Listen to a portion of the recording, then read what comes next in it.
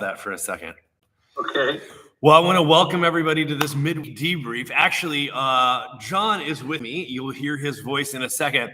And we were just talking about wonder. Wonder is one of those things that we talk about around here because it started actually, I think, when we were challenging the idea that the fear of God is the beginning of knowledge or the beginning of wisdom. And we had found an alternative interpretation that awe or wonder. And so it has sent us on an interesting journey where we keep bumping into awe and wonder as both a posture and an activity. Do I want to call it an activity? An engagement, let's call it an engagement with the divine. So you were just telling me about this thing. I'm hearing this for the first time about the nameless, but using names along the way. Well, yes, it's a conversation between David Abram and Richard Powers. Okay. And basically,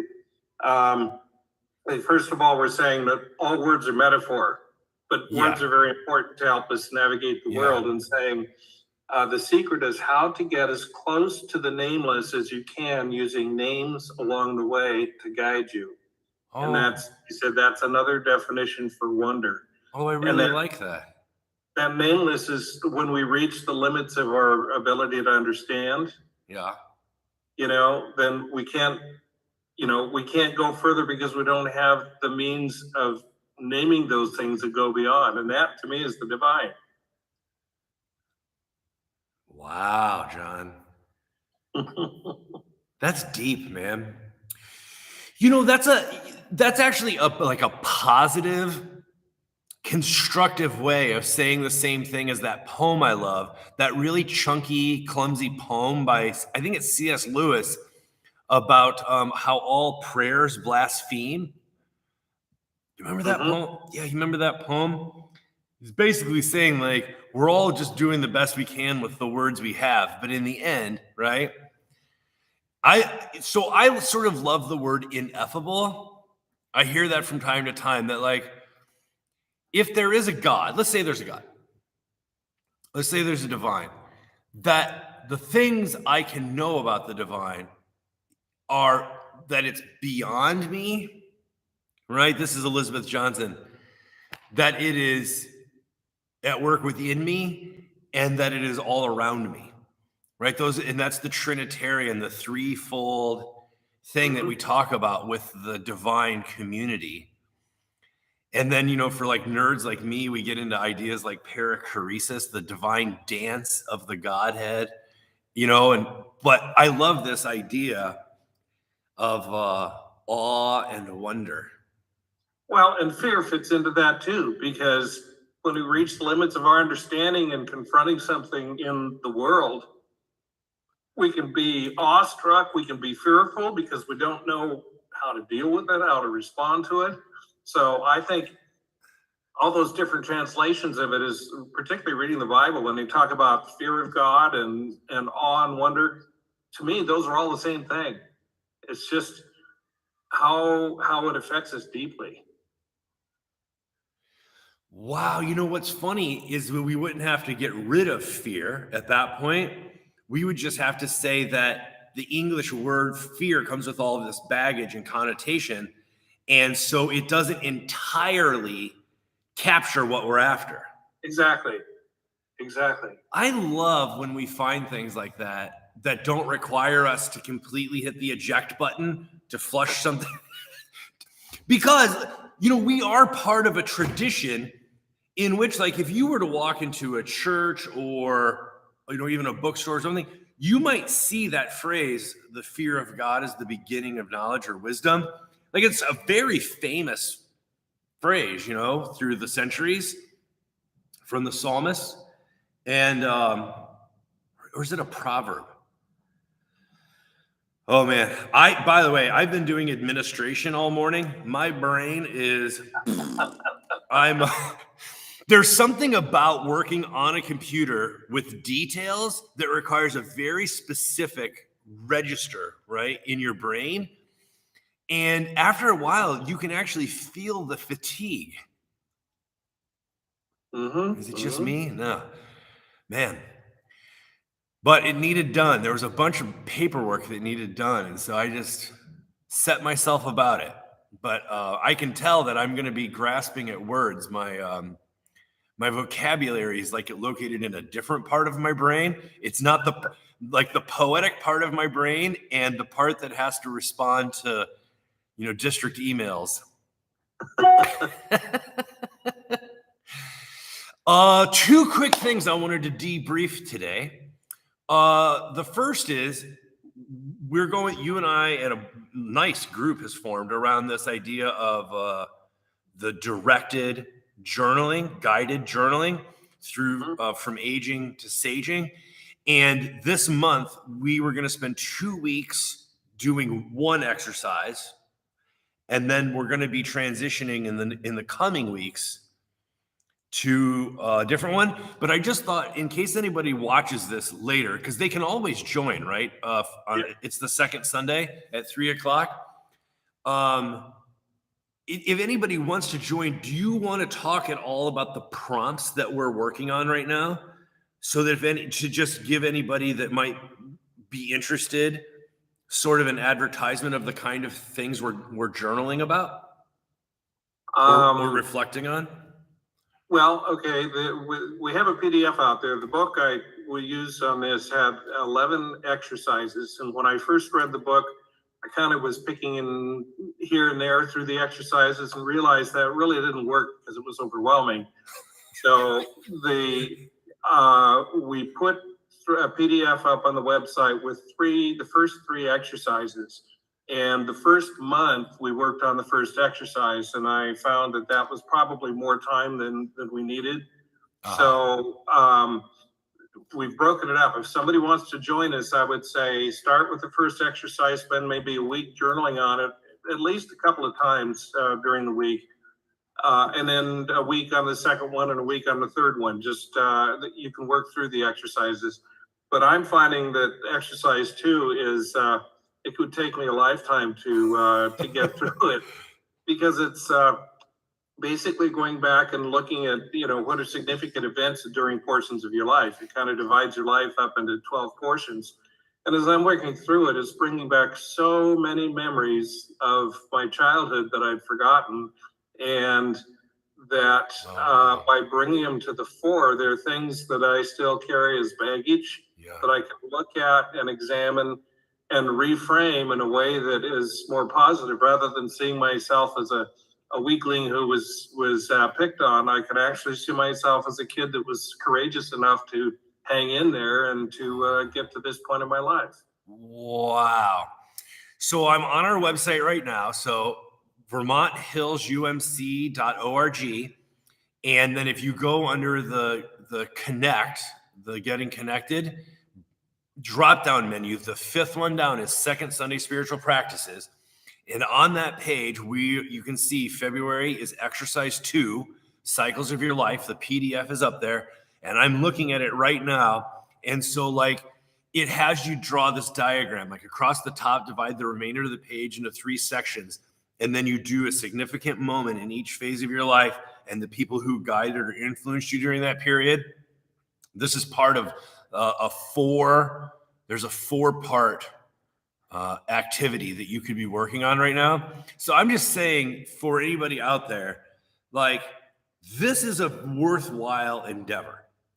If you are thinking about doing something different during Lent, maybe you made a New Year's resolution and you've already broken it. And you want to redo, this would be a great thing to try. I'm getting so much out of it, and it's really great. And then because we meet once a month as a group and sort of debrief, you get to hear perspectives from people. So here's what's interesting is I've still been working on the things I heard 2 Sundays ago at the debrief. I've really been thinking a lot about the things that were said. Mm-hmm. Yeah. So I'm enjoying it a lot. Hey, the only other thing I wanted to make sure that we debriefed was something funny that happened on Sunday. I've already told John about it, but I'll put it out for public consideration here. So we had a snow last week in Portland, and so we ended up just having online church, no in person. So we were just online, and during our conversation time in the gathering, sent everybody to their various breakout rooms. And then on Sunday afternoon and Monday, I started reaching out to some people to say, like, because I'm not in one of the breakout rooms, right? So unlike when we're in the sanctuary and we can meet around these coffee tables, I can't sort of eavesdrop on the conversation because when people go to their breakout room, I'm not in a breakout room. So I just reached out to some people just to say, like, hey, how did the conversation sound in your group? Well, an interesting thing has happened that I think is going to change the direction, at least for this Sunday, if not future Sundays, which is that I started getting some feedback that I pastorally might be too careful with my congregation and their level of doubt. So I've been really gingerly wading into the shallow end of this topic of doubt and making sure that we didn't make anyone uncomfortable or like initiate doubt in their faith journey where it didn't need to be. And so I've been really sort of handling it maybe with kid gloves. And what I'm finding is, and I don't know if this is just because of our congregation and sort of who finds themselves here, like the folks that have been here for 30 years and the folks who have just joined in the last 3 months, the kind of people who are part of this conversation. But the feedback that I'm getting is everyone is comfortable, maybe not comfortable with doubt, but spends a serious amount of time doubting. Yeah, we're all waiting in the deep end while you're waiting from the shallow end. And it's like, come on, Paul. So my sermon this week is called I Doubt It. And I was planning on going like one step deeper in this conversation, but I think that I'm going to be able to just skip that and just sort of push off, wherever that point is in the pool where you're no longer touching the bottom, you're actually like afloat. I think I'm just going to push off because it turns out that in our modern age, as thoughtful, progressive, open-minded Christians, people of faith, there's a lot of practice we've had doubting. We haven't gotten to where we are by not doubting. And so that's going to be really, I think it's going to enable me to skip a whole thing that I was planning to do and just jump into the deep end.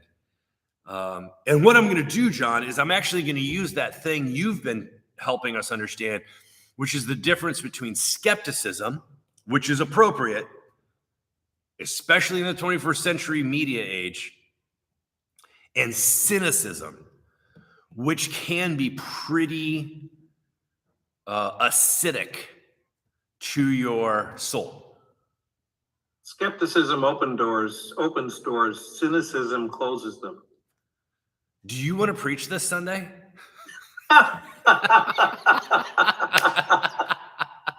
I'm joking, but that's good stuff, man. Well, I am rewriting the sermon as we speak. By the way, if anybody missed the Sunday gathering and you want to listen, the sermon this past week was called The Benefit of the Doubt. And I make a little case that there is a benefit to doubting. And I don't know that I made the point as strongly as I wanted to, but my favorite point in the presentation was that like we use 10% of our brain, we use about 80% of our brain, but only 10% at a time. In the same way that doubt should be a part of our faith, it's just 10%, 100% of the time. I didn't make the case as strongly as I wanted to, but it is my favorite thing that I said Sunday, which is like, doubt everything, just not all the time. Well, and to me, this brings us back to our discussion at the beginning of this about wonder. Yeah. Doubt is where we reach the limits of our understanding and recognize that our understanding is limited, and it's opening ourselves up to that uncertainty beyond which we understand. And that's wonder. Doubt opens us to wonder, whereas certainty closes off wonder. Oh my gosh. It's like it's all coming together. It's beautiful. Hey, one other thing I should mention is last week I talked about praying with the place of prayer. Mm-hmm. Well, I give our administrative assistant, we put out a quarterly newsletter, and one of the things that I'm required to do is I write like a note for the front page, but I also send in a bunch of other stuff that, this person can use or not use. I don't care. And then whatever doesn't get used actually gets sent back to me, and then I can use it other places, right? Well, it turns out that the place of prayer, this idea I threw out last Wednesday afternoon, didn't make the cut. So it's not going to be in the newsletter. And I'm sort of excited about it because now that I've received it back, it's going to enable me to rework it. And I'm actually going to make it, I don't know whether it's going to be a blog post or a Sunday school or what I'll do with it. But now that it's not going out in the newsletter, I actually have a chance to expand it and flesh it out a little better, because this week I have found myself employing this approach of praying with whatever place you find yourself. I gotta tell you, I think there's real merit in this. I've prayed for this neighborhood, and as I walked around, and I've seen my different because of it. Mm-hmm. So, just little things, like even I had to do something with the preschool this morning, like at 5 a.m, the trash was trying to be emptied. And I don't know if it was ice or if they didn't have the right key, but they couldn't get the lock off. And I knew that there was a new lock. So I ran over there and unlocked it for them. And then I had to put the new lock in the preschool. And I thought, hey, as long as I'm in here. So I prayed for our preschool families, because I'm just praying with the place, whatever place I'm in.